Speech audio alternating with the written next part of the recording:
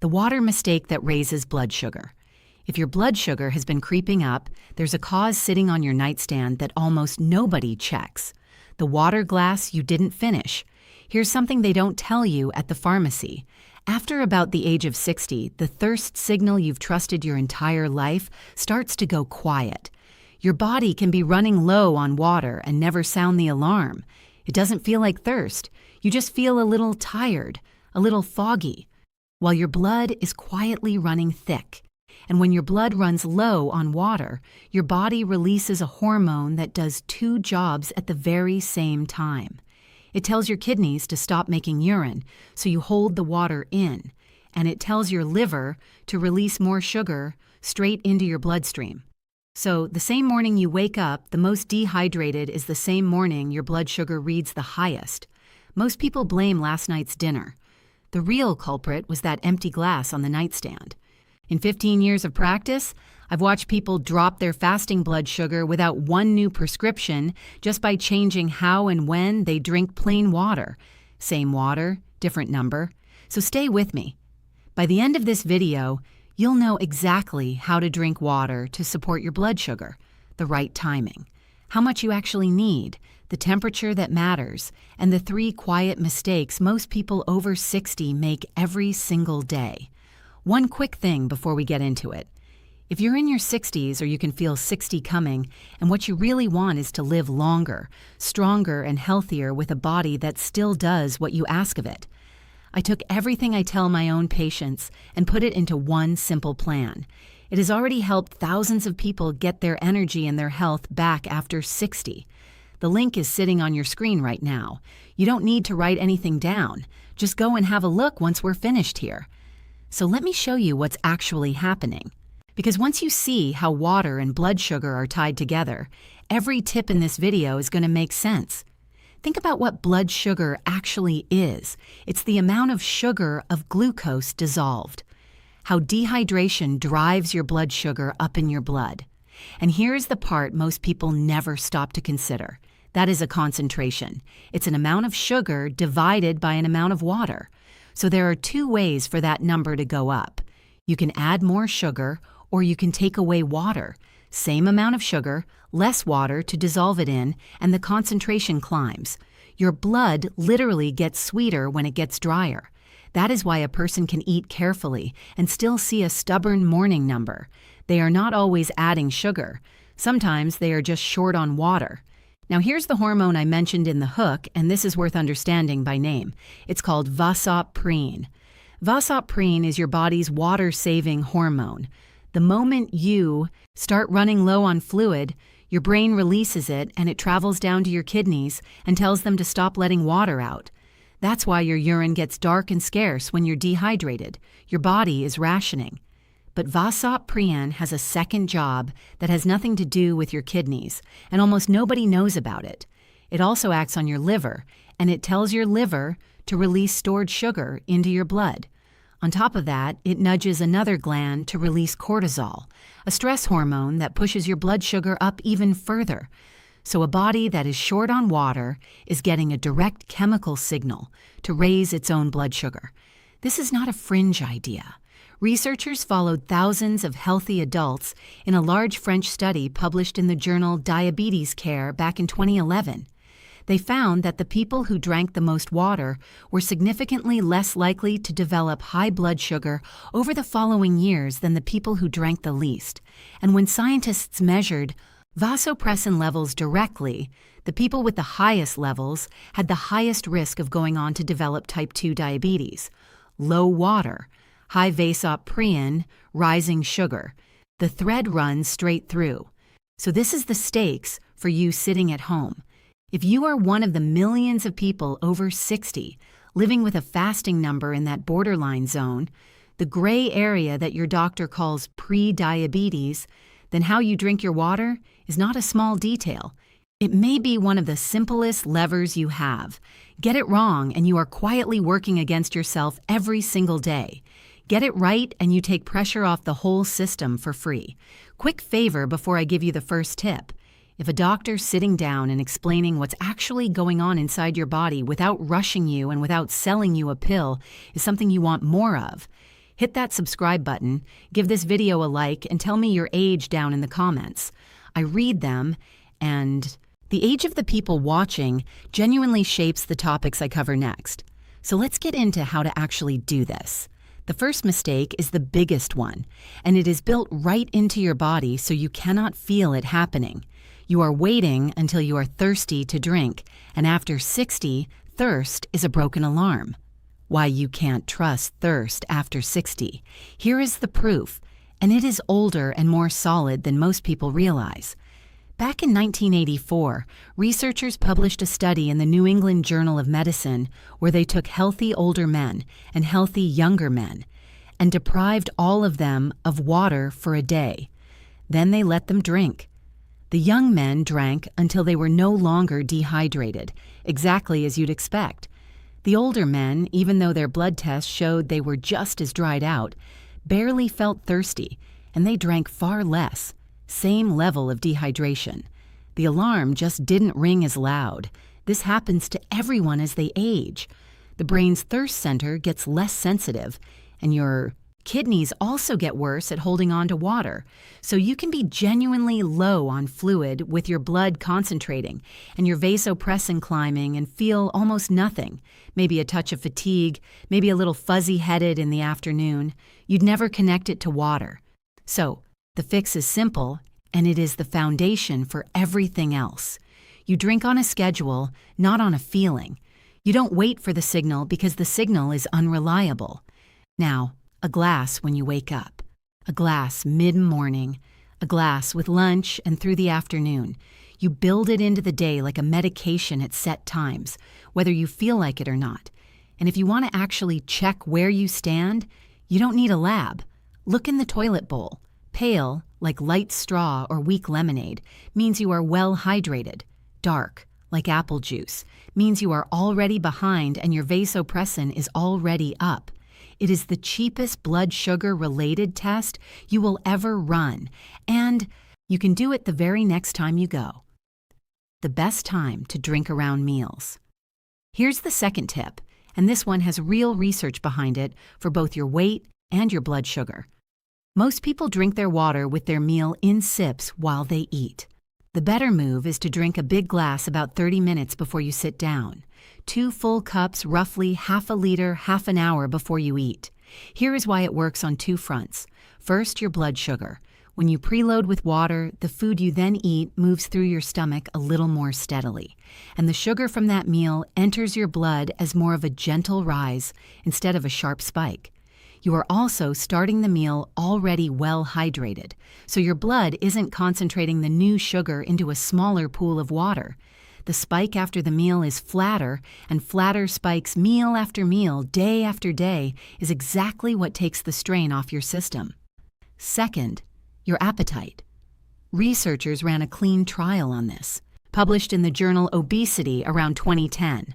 Older adults who drank 2 cups of water before each meal ate less and lost noticeably more weight over 12 weeks than the group who didn't. The water took up room in the stomach, so the hunger signal switched off sooner. And for anyone carrying extra weight around the middle, losing even a little of that is one of the most powerful things you can do for your blood sugar. Because that belly fat is part of what makes your body resist its own insulin. So 2 cups half an hour before meals. It costs you nothing, and it works on the spike and the waistline at the same time. You winning the morning are at your driest the moment you wake up. You just went 6, 7, 8 hours without a single sip, and the whole time you were breathing out water with every breath. Your vasopressin has been climbing all night.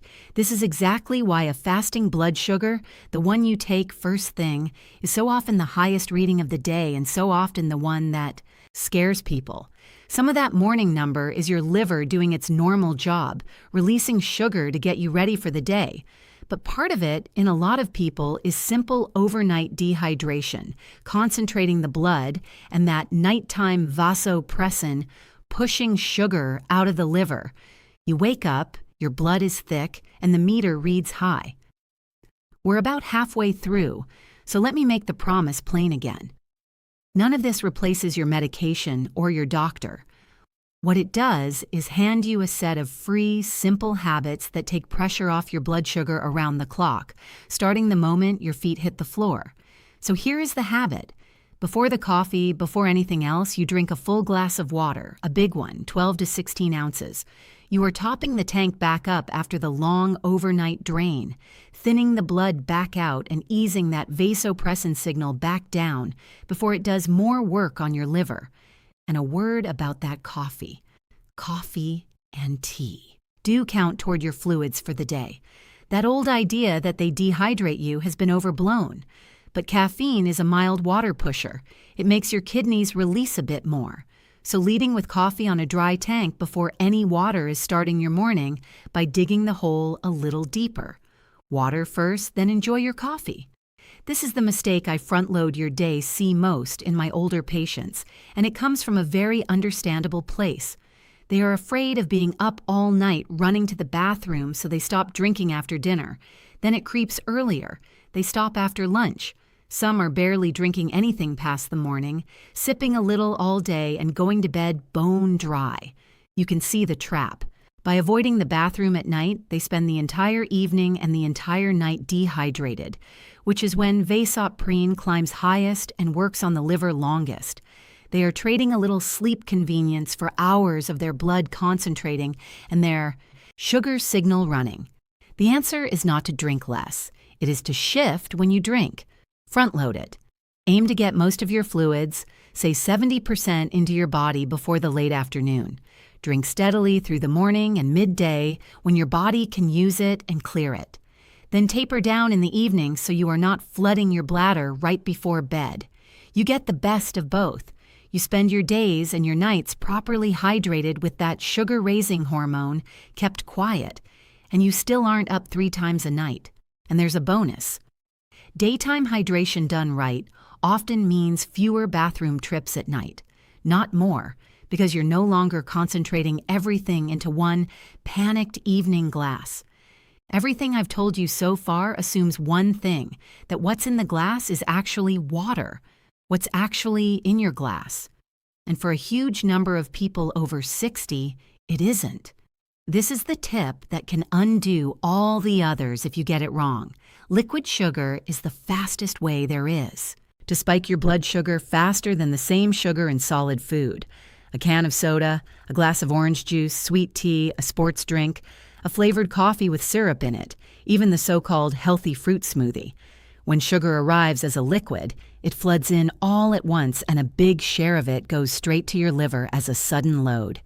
You get the sharp spike and you get the fat storage. The exact opposite of what plain water does for you. And here's the cruel part. A sugary drink hydrates you worse because your body needs water to process all that sugar. So you reach for juice feeling thirsty, and you end up thirstier with a sugar spike on top. If you drink your calories, that is very often the single biggest blood sugar mistake in your whole day, bigger than anything on your plate. So the rule is plain. Your main drink, your default is water. Plain water, sparkling water, unsweetened tea, or coffee. If plain water bores you, and for a lot of people, it does, put something in it that isn't sugar. A squeeze of lemon or lime, a few slices of cucumber, a handful of berries dropped in the bottom of the glass. Now you actually want to drink it and you've raised your hydration without touching your blood sugar. One more thing here because it surprises people. Thirst and hunger come from neighboring parts of the brain, and the signals get crossed all the time, especially as you age. That mid-afternoon urge to snack is very often your body asking for water, not food. So before you reach for a cookie, drink a glass of water and wait 10 minutes. Half the time the craving was thirst wearing a costume, and it quietly passes. Now how much? How much? And when more is dangerous. Have heard the rule your whole life. 8 glasses a day, 8 ounces each. Here's the truth about that number. It was never based on real science. A doctor traced it back years ago in a well-known review and found there was no solid study behind it at all. It just got repeated until everyone believed it. For most older adults, somewhere around 6 to 8 cups of actual fluid a day is a reasonable target. More if it's hot or you're active. And remember, the food you eat and the coffee and tea all count toward it. Your urine color tells you more than any fixed number ever will. Pale and plentiful, you're there. But I have to stop and draw a hard line now, because for some of you, everything I've just said could be dangerous, and I would be doing you a disservice not to say so clearly. If a doctor has ever told you to limit your fluids, you follow that instruction, not this video. People with heart failure and people with advanced kidney disease, especially anyone on dialysis, are often put on a strict fluid limit because their body can't clear water properly, and extra fluid backs up and strains the heart or the lungs. For them, more water is not health. It's a hospital visit. There is also a condition called hyponatremia, which simply means the sodium in your blood has dropped too low. The blood gets too watered down. It's more common in older adults and certain common medications. Some blood pressure pills, some antidepressants make it more likely. Drowning yourself in water can trigger it, and it's serious. The signs are headache, confusion, nausea, feeling weak or unsteady. If you ever feel that after pushing a lot of fluids, you call your doctor. So this is the balance for the average healthy senior whose blood sugar is creeping up. Gentle, steady, well-timed hydration is one of the easiest wins there is. But if you have a heart or kidney condition or your doctor has given you a fluid limit, their number wins always. When in doubt, you ask them, "What's the right amount of water for me specifically?" It's a 30-second question, and it's worth asking. Let me make this real with a patient. I'll call her Eleanor, an A patient story. Eleanor is a composite drawn from many people I've seen over the years, so I'm not sharing anyone's private details. Eleanor came to me at 66 worried because her fasting blood sugar had drifted up into the pre-diabetes range, and her last visit had ended with the word diabetes being mentioned for the first time. She was eating reasonably well, and she was discouraged. When we actually talked through her day, the picture was clear. She drank almost nothing in the morning, just coffee. She was scared of nighttime bathroom trips, so she cut her fluids to almost nothing by afternoon. And her one real pleasure through the day was a tall glass of sweet tea with lunch and another in the evening. We didn't change her medication. We didn't even change her meals much. We changed her water. A big glass first thing before the coffee, 2 cups before her meals. We front-loaded her fluids into the morning and midday so she wasn't dry all evening. And the sweet tea became unsweetened tea with lemon, which took her a couple of weeks to get used to, and then she stopped noticing.